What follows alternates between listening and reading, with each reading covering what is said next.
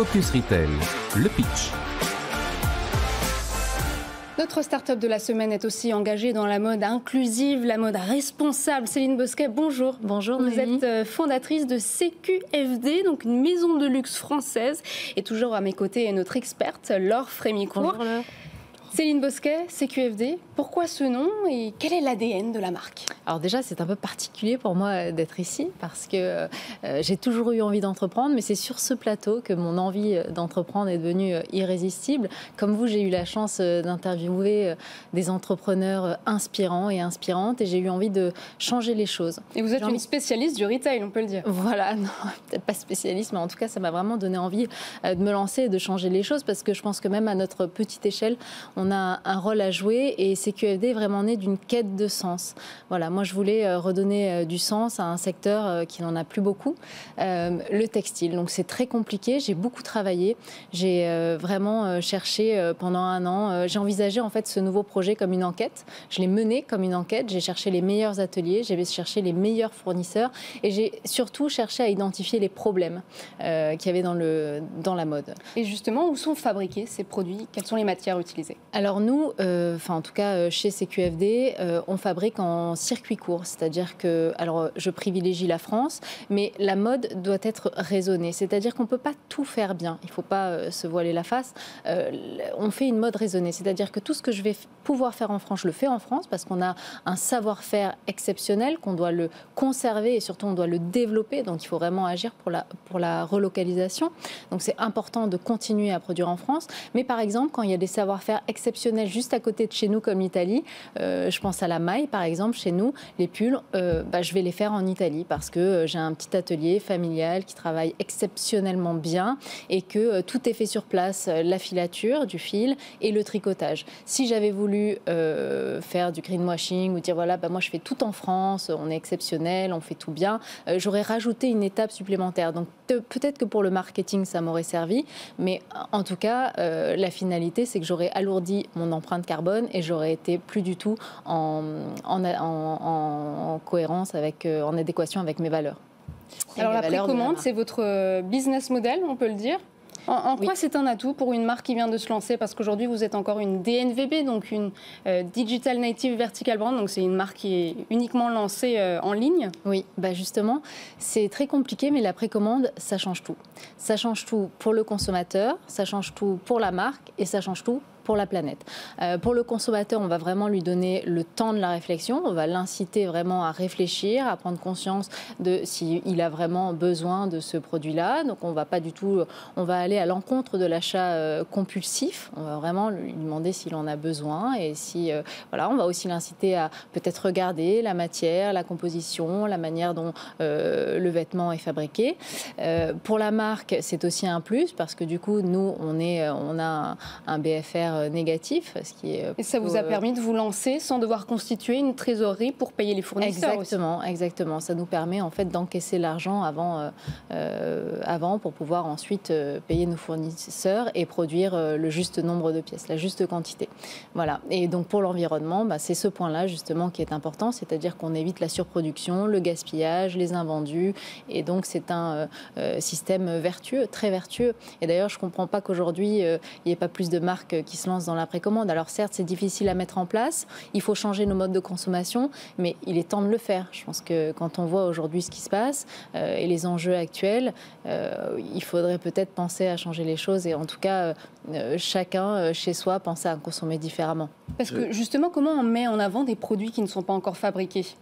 Alors on essaie de les montrer le mieux possible. Après oui, il y a tout l'univers de la communication qui pour moi est un peu nouveau, mais j'essaie d'être la plus sincère possible et on essaie d'être authentique. Alors c'est difficile pour le consommateur, pour la consommatrice, parce que c'est vrai qu'il y a beaucoup de greenwashing en ce moment et que toutes les marques s'y mettent. Donc c'est difficile de démêler le vrai du faux. Moi justement, pour y répondre le plus simplement possible, on a choisi le circuit court. Donc on ne va pas produire au Portugal, on ne va pas dire à la consommatrice, Roberto il travaille mieux que Robert.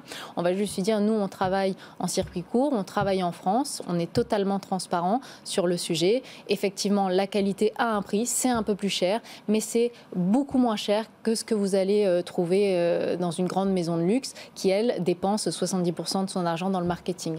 Moi, j'ai pas de magasin avenue Montaigne, j'ai pas d'actrice sur des 4x3, donc je peux me permettre de mettre l'argent dans mon produit et au final, c'est la consommatrice qui bénéficie de cet investissement-là. Je crois que vous aussi, d'ailleurs, vous proposez des modèles qui sont disponibles dans des tailles assez larges, on va dire.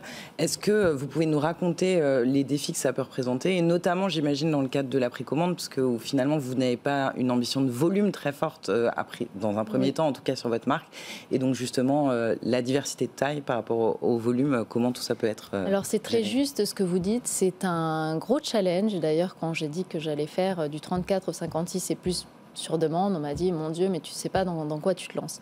C'est beaucoup d'investissement, notamment parce que la mode est standardisée sur une taille 36. Donc à partir de la taille 42-44, on se demande pourquoi ça ne va plus, mais simplement parce que quand on standardise un modèle sur une taille 36, ensuite il y a une gradation qui s'applique, donc on va de 4 en 4, de 5 en 5, de 6 en 6, bon, tout dépend des marques, mais finalement le corps ne grossit pas de cette manière-là.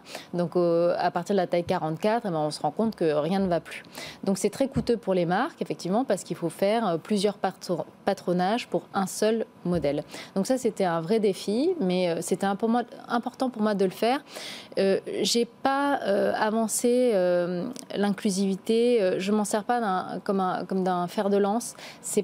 Pour moi, ça ne doit pas être marketing, c'était vraiment une envie de pouvoir proposer mes vêtements à toutes les femmes. Je n'ai pas envie trop d'en parler parce que pour moi, c'est totalement normal et j'ai toujours trouvé très injuste le fait de pouvoir proposer une marque désirable qu'aux femmes qui font une taille 36 et jusqu'à la taille 42. Merci.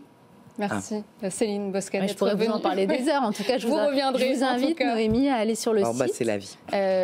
www.cqfd.com et puis à précommander vos produits. Merci Céline Bosquet. Je rappelle que vous êtes fondatrice donc, de la maison de luxe CQFD. On passe au chiffre de la semaine. Focus Retail, le chiffre de la semaine.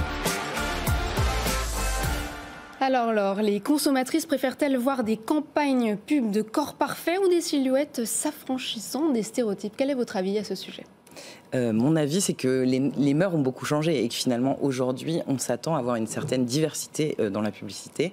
Preuve en est le chiffre justement de la semaine qui dit que 72% des interrogés déclarent que montrer de la diversité dans la publicité est important. Ce chiffre date de mars 2022, c'est un chiffre France. Ce chiffre, il monte même à 88% chez les 25-34 ans et à plus de 77% chez la Gen Z. Donc c'est un phénomène qu'on voit surtout auprès de la génération Z. Qu'entend-on par diversité? En effet, c'est un phénomène qui s'adresse et qui touche avant tout les plus jeunes. Pourquoi? Sans doute parce que cette génération, elle vit dans l'individualisme, elle se revendique différente, elle se revendique unique et que finalement, la reconnaissance de ce caractère unique par la publicité fait partie de ses valeurs et c'est l'inclusion, l'inclusivité, c'est vraiment une des valeurs cardinales, on va dire, de cette génération. Il existe des grandes enseignes qui mettent un point d'honneur à proposer justement une mode inclusive. Tout à fait. En fait, cette diversité, elle peut avoir plein de visages. Cette diversité, elle peut être ethnique, elle peut être corporelle, en effet, elle peut être sur l'âge, elle peut être aussi, on va dire, sur des dimensions du handicap ou de l'orientation sexuelle. Par rapport à ça, on peut voir par exemple qu'un autre chiffre qui existe, c'est que 13% des jeunes de 18 à 30 ans ne se considèrent pas comme binaires, ou en tout cas ne se reconnaissent pas dans un genre établi. Et ce qui est intéressant, c'est quand on voit une marque comme Don't Call Me Jennifer qui s'adresse justement aux plus jeunes générations et qui propose finalement, pour partie en tout cas, des modèles justement non binaires, et ben finalement on vient s'adresser directement à cette fibre de cette nouvelle génération. Merci Laure Frémicourt. Je rappelle que vous êtes directrice générale adjointe des stratégies chez Altavia Disco. C'est la fin de cette émission.